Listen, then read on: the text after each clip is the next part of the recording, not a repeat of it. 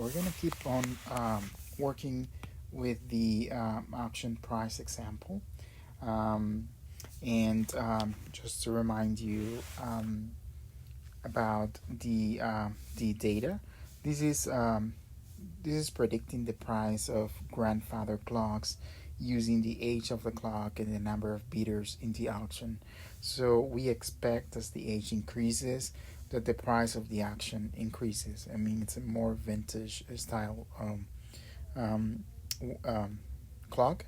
And then as the number of bidders increases, so does the auction price. So one of the best ways to determine the relationship among many predictors is using a scatter plot matrix. The scatter plot matrix basically what it does is it takes every numeric variable and then plots the relationship among all of them.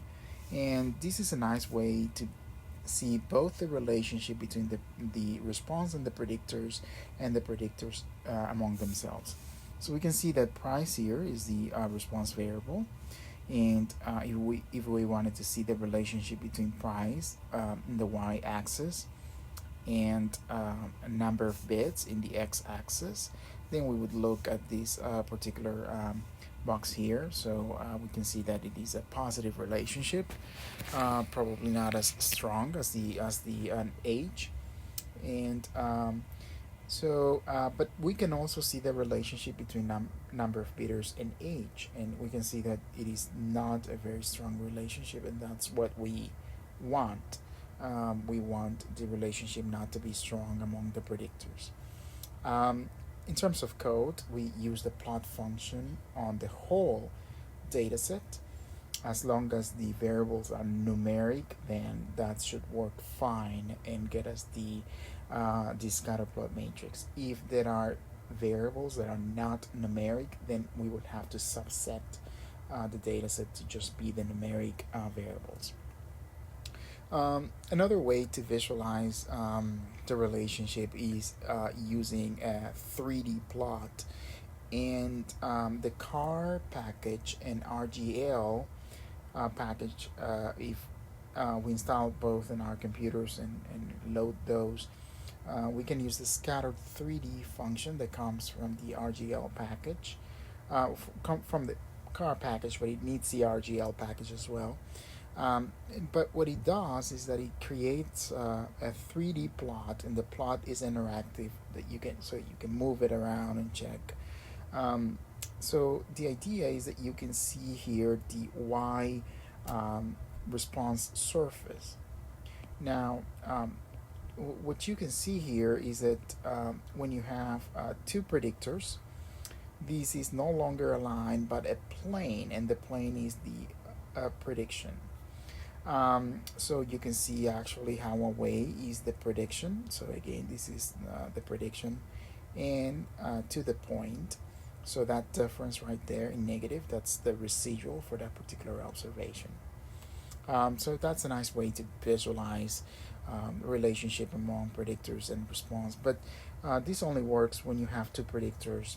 If you have more than that, then you can't really visualize things in 3 dimensions anymore.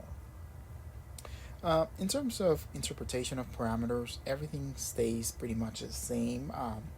So, for instance, if we take h here, we would describe the relationship as something like as age increases by 1 year, and again we are using exactly the same units as the problem. Then, on average, the price of the clock increases by 12, about $12, something like that, 12.74.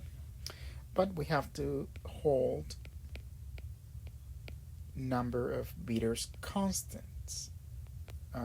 So the reason for that is imagine that um, you were trying to look at the relationship between the age of the clock and the price of the clock, and if you're messing around with different number of bidders, then the effect that age has then would not be fair to compare the effect of the age on clocks that are 100 years old and then mixing it with some other clocks that are 120 years old. It wouldn't have the same kind of the same effect. You have to consider just holding the other variable constant, and that's why we have to kind of make that distinction. In terms of the t statistic and the p-value, that pretty much stays the same. The only difference in terms of the interpretation piece is that a variable is significant in the presence of the others. So um, when you have a variable and there are more than one, the p-values don't correspond to the p-values that they would have originally if they were by themselves. What that means is that one variable can not be significant in a multiple linear regression model, but it can be significant by itself. So we would always say this: if a variable is not significant, the idea is that we mention this. This variable is not statistically significantly related to, let's say, price in the presence of the other predictors. So what this means is that it doesn't necessarily have to be that there's no relationship between that variable and the response. It's just that in the presence of the other predictors, it might not contribute enough. Maybe because the information that it contributes is probably contained with the other predictors. All right. So something else that is important, and I wanted to point out, is the standard error. I wanted to just mention something about this because it is important that we recognize that the standard error, the way that this is calculated in the background, if remembering the matrix notation, is that we take our MSE, this value right here, 133, and multiply that by the X transpose X matrix inverse. Okay, well, and exactly is actually the diagonal values, only the values that correspond to the variances.